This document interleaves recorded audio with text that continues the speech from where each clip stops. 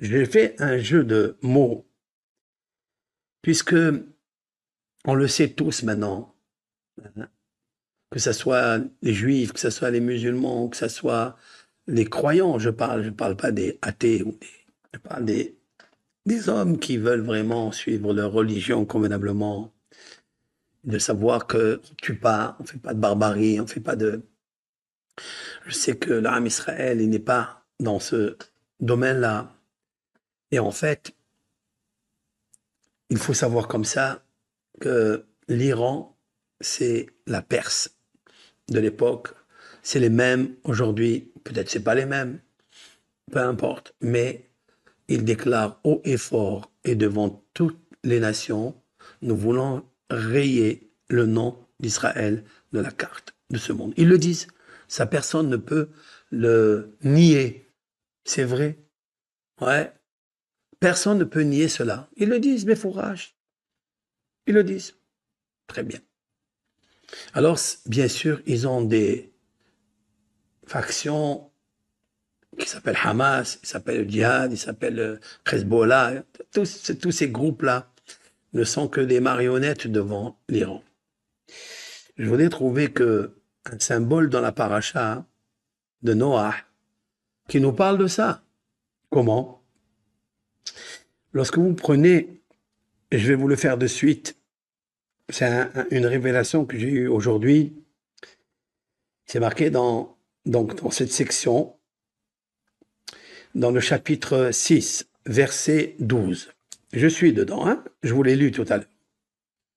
Vayar Elohim, je vais vous le dire comme ça dans le texte.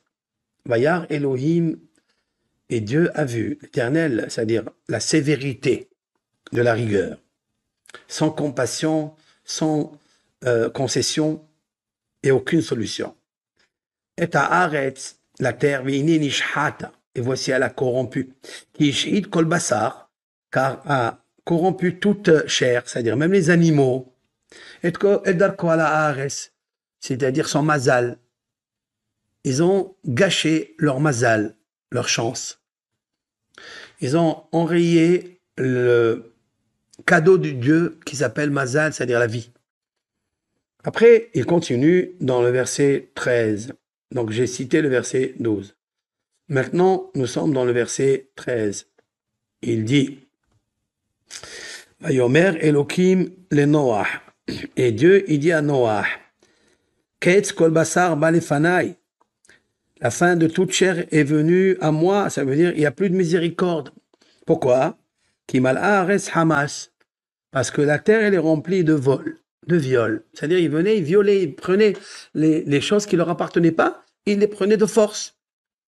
La différence qu'il y a entre un vol et un gazelle, c'est qu'un vol se fait des fois en cachette, la nuit, quand le propriétaire n'est pas là, le voleur, il rentre discrètement et il prend. Mais le pillage, cela veut dire le pillage, c'est devant toi. Il te prend peut-être ton bien par force et il te laisse comme ça. Alors, c'est parce qu'elle s'est remplie de Hamas. Quand j'ai essayé de chercher, j'ai trouvé quelque chose de terrible.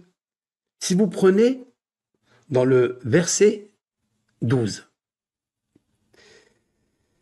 vous prenez la lettre Aleph de Haaretz. Haaretz, c'est la terre. Dieu, il dit, car ils ont corrompu et ils ont détruit leur chair parce qu'ils ont corrompu le chemin de la terre, c'est-à-dire le chemin de la logique, le chemin de la loyauté. Ça, c'est la lettre Aleph. Vous allez compter 11 lettres. Et vous allez trouver la lettre Yud. Vous allez compter encore 11 lettres et vous allez trouver la lettre Resh. Vous comptez encore 11 lettres, vous trouverez la lettre Aleph. Vous comptez encore 11 lettres et vous trouvez la lettre Noud. J'ai compté 5 fois un saut de 11 lettres. À partir de la lettre Aleph, qu'est-ce qui me sort? Aleph, Yud, Resh, Aleph, Noun, Iran. Iran, c'est l'Iran. C'est comme ça qu'on l'écrit.